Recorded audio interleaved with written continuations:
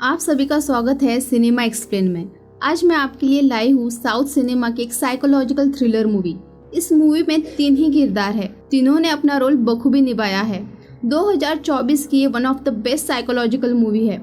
अगर आपको ट्विस्ट और टर्न्स वाली मूवी पसंद है तो ये मूवी आपके लिए ही है। तो चलिए करते हैं इस मूवी को स्टार्ट। मूवी के स्टार्टिंग में हमें एक रेगिस्तान दिखाया जाता है और उसी के साथ हमें ये भी दिखता है कि यहाँ दूर दूर तक कोई गांव और इंसान नहीं है।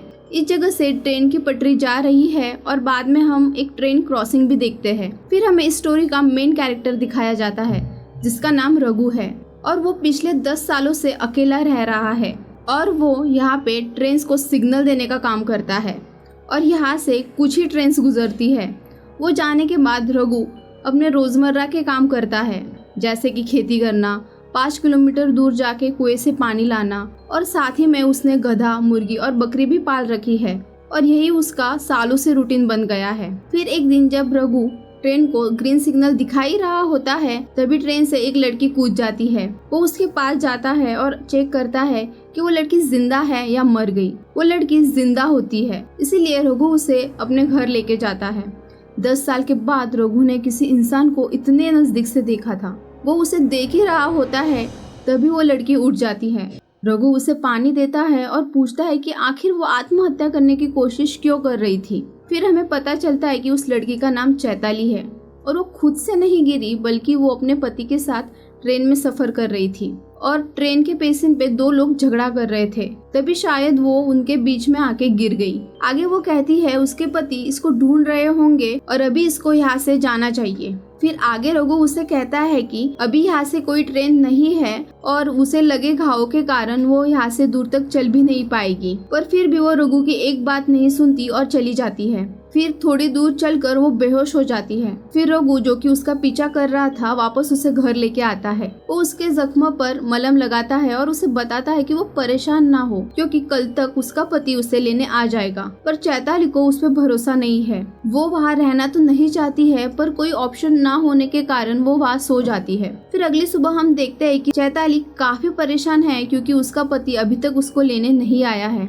उसे परेशान देखकर रघु बताता है कि यहाँ एक टेलीफोन है जिस पर बस इनकमिंग कॉल्स आता है और जब वापस फोन आएगा तो वो बता देगा। और फिर तभी फोन की घंटी बजती है। रघु चैताली के बारे में आगे बताने ही वाला था कि चैताली फोन कट कर देती है और ये देख के रघु शॉक हो जाता है। जो लड़की कल से इतनी परेशान थी आज उसने ऐसा क्यों किया। फिर चैताली बताती है कि वो ट्रेन से गलती से नहीं गिरी थी बल्कि अपने पति से बचने के लिए खुद ही ट्रेन से कूदी थी। वो आगे कहती है कि वो पेशे से एक साइकियाट्रिस्ट है और उसका पति एक मानसिक रोगी है। उसका इलाज वो खुद ही कर रही थी। फिर एक फ्लैशबैक का सीन हमें दिखाया जाता है। कुछ साल पहले उसके क्लिनिक में जिंजो नाम का एक पेशेंट आया था। उसके पत्नी ने सुसाइड कर लिया था, इसीलिए वो सीवियर डिप्रेशन में चला गया था। चैताली ने उसे बड़ी मुश्किल से उस डिप्रेशन से बाहर निकाला। ट्रीटमेंट के दौरान वो अच्छे दोस्त बन जाते हैं और फिर उनमें प्यार हो जाता है और फिर वो दोनों शादी भी कर लेते हैं। पर शादी के बाद ही जिंजो अपना असली रूप दिखाने लगता है। वो ड्रग्स लेता है और उसे मारता है। कुछ समय बाद जब चैताली को जिंजो की एक डायरी मिलती है तब पता चलता है कि जिंजो की पहली पत्नी ने सुसाइड नहीं बल्कि जिंजो ने ही उसको मारा था। तभी जिंजो वहाँ आ जाता है और उसे देख लेता है और कहीं चैताली ये सब पुलिस को ना बता दे, इसीलिए वो उसे ट्रेन से कहीं दूर लेके जा रहा था। फिर कहानी फ्लैशबैक से प्रेजेंट टाइम पर आती है। चैताली काफी इमोशनल हो जाती है, तभी रघु उसे हौसला देने की कोशिश करता है। फिर हम आगे देखते हैं कि चैताली नहाने जाती है और रघु उसे पहनने के लिए अपने कपड़े देता है। फिर आगे चैताली रघु को उसके बारे में पूछती है। रघु बताता है कि वो अपने माँ के साथ यहाँ पे रह रहा था पर उसकी माँ की डेथ के बाद वो अकेला है और भगवान ने चैताली को यहाँ भेजा है ताकि वो दोनों साथ रह सके। चैताली इस बात पर ज्यादा ध्यान नहीं देती और वो रघु के काम में हाथ बटाने लगती है। वो दोनों साफ सफाई करने ही लगता है तभी रघु को फोन आता है और वो बाहर ट्रेन को सिग्नल दिखाने जाता है। चैताली घर की साफ सफाई कर ही रही होती है कि तभी वो एक संदूक देखती है। जब वो उसे खोलती है तो उसमें न्यूज़पेपर कटिंग्स दिखाई देती है। उसमें लिखा होता है कि एक आदमी 4 लोगों को मारकर फरार हो गया है और तभी उसे एक आईडी कार्ड मिलता है जिसमें एक बूढ़ा आदमी होता है और उस आईडी पे रघु नाम होता है। ये देख के चैताली के तो होश ही उड़ जाते हैं और वो काफी डर जाती है। तभी रघु अंदर आता है तो चैताली उसे चाकू दिखाती है और उसे दूर रहने के लिए बोलती है। रघु समझ आता है कि उसने संदूक में पड़ी न्यूज़पेपर कटिंग्स देख ली है। वो उसे समझाता है कि वो जैसा सोच रही है वैसा कुछ नहीं है। फिर हमें यहाँ रघु की कहानी दिखाई जाती है। रघु कहता है कि उसकी माँ ने उसके लिए एक लड़की देखी थी और वो उसे मिलने जाता है। वो उस लड़की को बताता है कि उसे एक लड़की पसंद थी पर उसने उसे धोखा दिया और किसी अमीर लड़की से शादी कर ली और उसके बाद उसकी जिंदगी में कोई नहीं है। उस लड़की को भी रघु पसंद आ जाता है और वो दोनों शादी कर लेते हैं। कुछ समय बाद रघु के माँ का देहांत हो जाता है। खेती में ज्यादा काम होता है, इसीलिए उसकी पत्नी उसके दूर के कजिन को बुला लेती है। वो सब काफी खुश होते हैं। फिर रघु एक बच्चे का पिता बन जाता है और कुछ साल बाद रघु के 2 बच्चे हो जाते हैं। फिर रघु नसबंदी करने के लिए हॉस्पिटल जाता है और वहाँ उसे जो पता चलता है उससे उसके होश उड़ जाते हैं। डॉक्टर बताते हैं कि रघु तो कभी बाप बन ही नहीं सकता।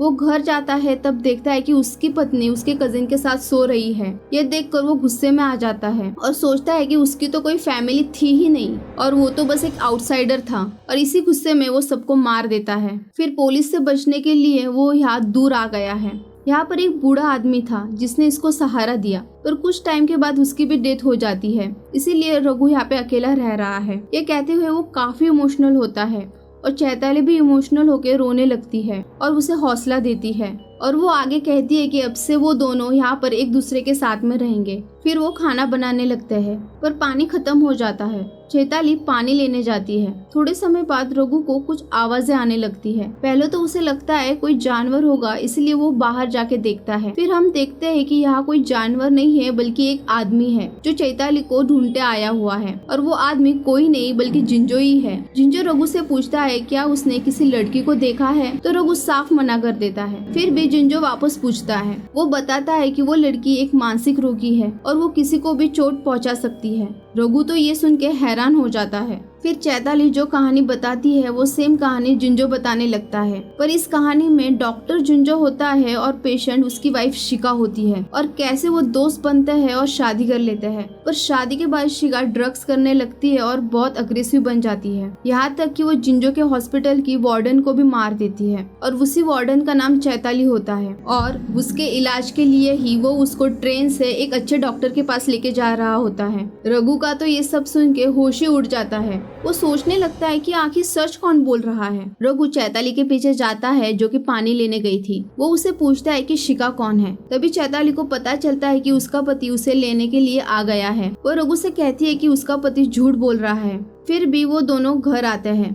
जिंजो चैताली को वहां से लेके जा ही रहा होता है कि तभी चैताली उसके सर पर जोर से मार देती है, जिससे जिंजो बेहोश हो जाता है। और जब कुछ समय बाद जिंजो को होश आ जाता है तब रघु उसे जान से मार देता है, क्योंकि उसको लगता है कि वो चैताली को कहीं दूर लेके जाके मार देगा। फिर रघु जिंजो के पर्स से पैसे लेने लगता है। तभी हमें इस मूवी का क्लाइमेक्स दिखाया जाता है। उस पर्स में हॉस्पिटल की एक चिट्ठी होती है।